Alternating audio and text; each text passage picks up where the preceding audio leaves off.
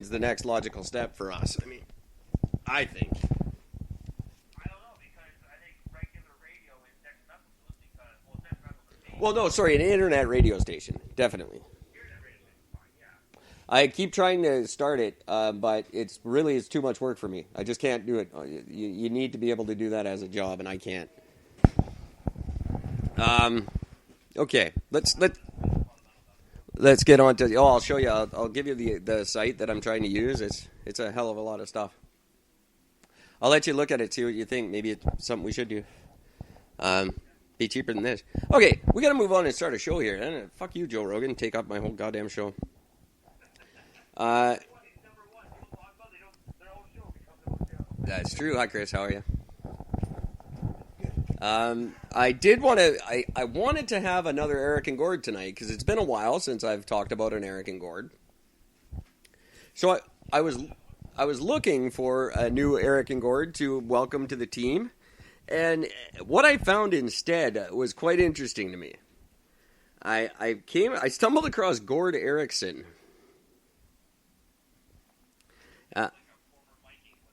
Now, Gord Erickson, this is the legacy. It's a legacy before a legacy, really, because this is what we're going to leave to the world. In BC alone, there are 270 Gord Ericksons. I found 270 birth records for Gord Erickson and 134 death records, unfortunately. So, a lot of dead Gord Ericksons out there.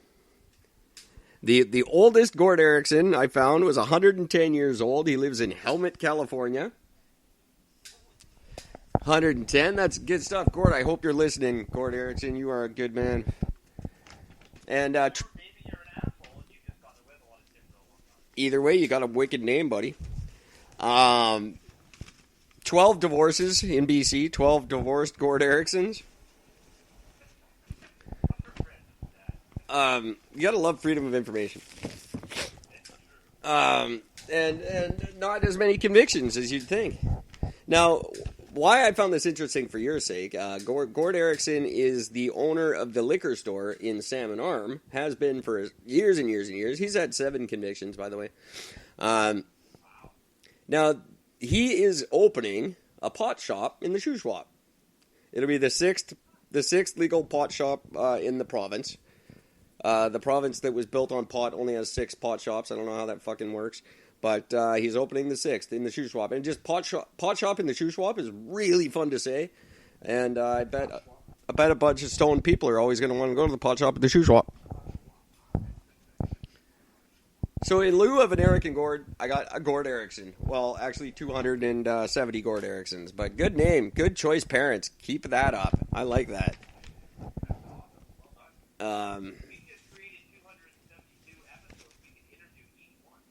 We should try that.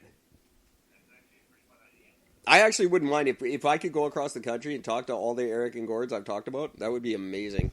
And if there's any Eric and Gords that I've talked about on the show that want to get in touch with us, please, Eric at ericandgord.com or Gord at ericandgord.com. And I keep really thinking we should trademark that shit because there's way too many of us. I don't want some other Eric and Gord coming in and trying to claim they've done something that they didn't. That's where my man Adrian, our associate producer Adrian, is going to come in. He's also the bouncer. He's associate producer / doorman. He's a large. He would definitely be good at that. He's a intimidating young man.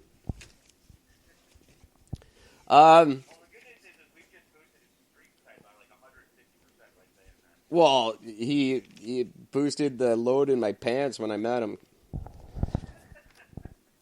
So I thought I was picturing this little Facebook guy, these little one-word answers, and no, he's the strong, silent type. We'll put it that way. We're going to be talking about big boys tonight on the show, but I'll let you get in on the conversation, Gord, before I go crazy talking about it. Because you really set me off on, it wasn't the last episode, the one before that, the stress one, when you were talking about these young guys talking about how they have stress before they're 30.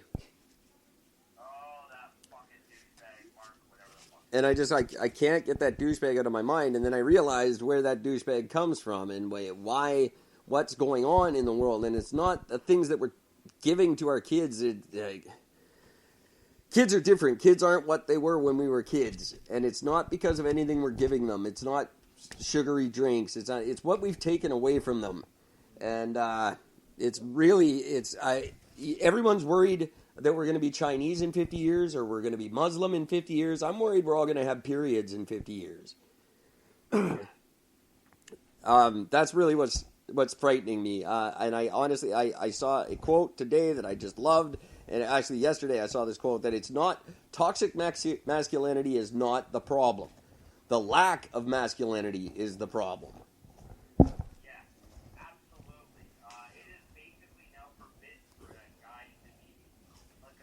Now, I can qualify this. I look, in Canada alone, 60% of us, if our parents are divorced, we spend the majority of the time with our mothers. That's just a stat. 87% of the teachers in Canada are women. So we're at home with mom, and we're at school with women. We're just surrounded by women, and we become women. It's our periods are in sync, and we cry at fucking Tom Hanks movies. We all do it. I will cry when I'm watching Mission in Pirates of the Caribbean and the Furious 2, Buzz and Woody's Revenge.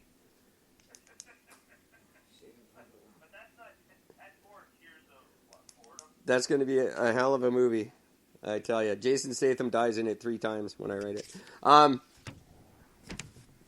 So yeah, that's really what I wanted to get down to tonight. You pissed me off, and I didn't catch the ball that night. Well, I didn't have time, but yeah, it's a very true thing because there's a friend of mine.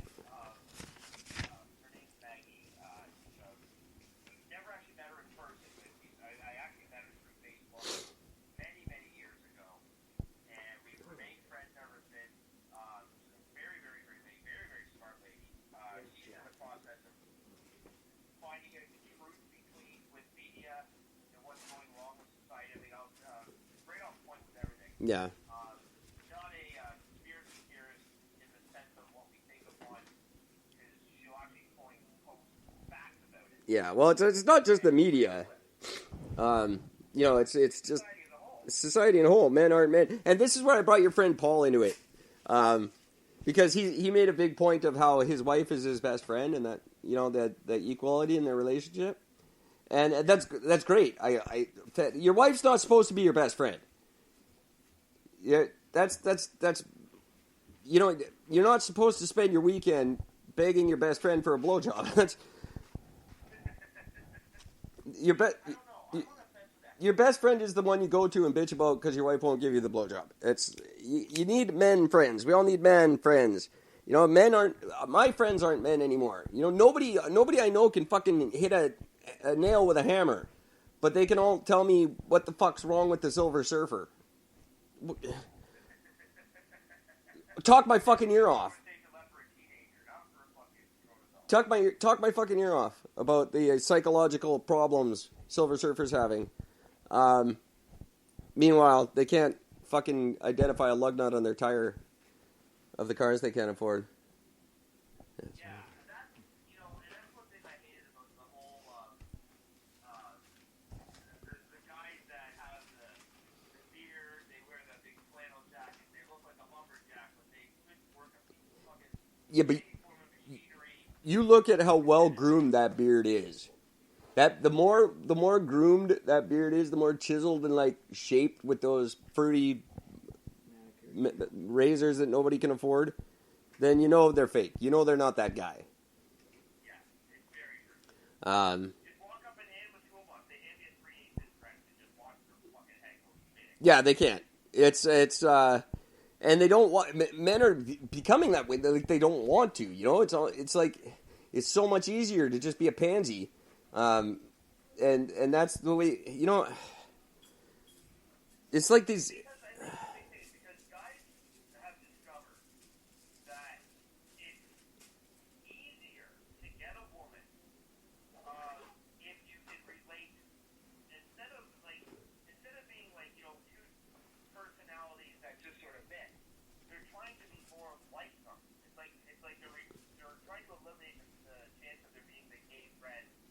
No, yeah, but that. The gay guy friend that can go out. Yeah, but you're not supposed to be. That just creates a new, because there's men that aren't for fucking. Women have those. There's this new breed of guy that's like, they're not gay, but women will still change in front of them because they're just not for fucking. These guys aren't. You know, it's like this new kind of gay. There's now two gays in the world. There's the guys who just fucking hoover the cock, just the guys that just fucking love to chug cock, gay. And then there's the guy who's like, can't help you move this weekend because it'll fuck up his manicure, but he's not gay. Yeah. Those guys, that's the problem. Those guys are the problem. These are, What are they called? The metrosexual. yeah, no, they're fucking homos is what they're called. Homos that refuse to suck a dick. It's like, yeah, no, just fucking, they shouldn't exist. And when you stop, you know what, there's the metrosexuals, there's groups of these motherfuckers in the world. This is totally not the topic, but there's guys, there's distinct groups of guys in the world that I fucking hate. And I saw them all almost exclusively in the last week or so. First guy, that you're just like a metrosexual and I fucking hate you, the I don't own a TV guy. Do you have this guy? Yeah. I don't even own a TV. Like, it's not, like, cool. It's like because he threw it out a hotel window or something. It's just to be a fag and just to tell me how stupid I am for enjoying television. Like, fuck you. I don't even own a TV. Well, that's not cool. Unless you, like, had to sell it for a drug debt, then that's kind of cool, but... So, fuck you. And then the other guy that I met this weekend that I really fucking hate is the rescue dog guy. His dog is 15 fucking years old, and he's dragging it down the street on 3 legs, and he's a rescue because I love them. Fuck, no you don't. Fuck you. You love being told you're a hero. You don't fucking give a shit about dogs. Yeah. You just love how people tell you you're a hero because you've got a rescue on your... Fuck you. Would you still adopt the dog if nobody gave a shit? No, you wouldn't. You would have moved on to something else that would make you look cool in front of other people. Exactly. And then the one that really just got me, because I recently I don't drink anymore, and I used to be a drinker, and now I'm not a drinker. And there's that guy everywhere now. He's like, I've never been drunk in my life. I don't drink. I've never drank. Fuck off. If you don't drink now because 2 years ago you plowed through your kid's Boy Scout meeting in your Aztec, then that's cool that you don't drink. But if you're just to say it to make me a piece of shit, go hang out with your metrosexual beard buddies. Yeah. Go find a dick and suck it. So you go, I don't even own a TV. I've never had a drink. I rescued this dog. No, you didn't. Piss me off. You guys you're not helping. You're not, and you pretend you're men. That at least the other ones are pretending to be women. That's okay. I can square that circle in my mind. But these ones that just pretending to be men, piss off. Narcissistic fucks. Go be friends with your wife. That's not your friends, Paul. That's nothing to do with Paul. But just we did this, and we need to change it. We are the reason Justin Trudeau is a symbol of manhood. See, one thing that's always bugged me is as soon as it became cool for guys and things to like crops, Yeah. You know what brought that on? that's when I started realizing it was a fucking problem. Because even as a simple thing, take a look at the leaders of the world. Yeah. Right? You look at all the leaders of the world, all the male leaders of the world. How many of them sit there and cross their legs instead of doing it? Trudeau. Yeah. Oh, yeah, absolutely. And look what he's doing to our society. You know why? I can put my finger on it. It's fucking gym class. I swear to God, I know I wasn't a fan of gym class because I was a fat kid. I'm sure you weren't a big fan of gym class unless you were one of those bigger dudes who rocked at sports. Those guys bug me. But you know what? The same time guys started crossing their legs like that was when they took the rope out of gym class, and you didn't have to climb the rope anymore. The rope, they took it out because the fat kids couldn't do it, and it seemed unfair, and the rest of them, it's the one thing where people can make fun of you while they stare at your balls. But that rope was a symbol. No one ever made it to the fucking top. You're not supposed to make it to the top. That was the point. You're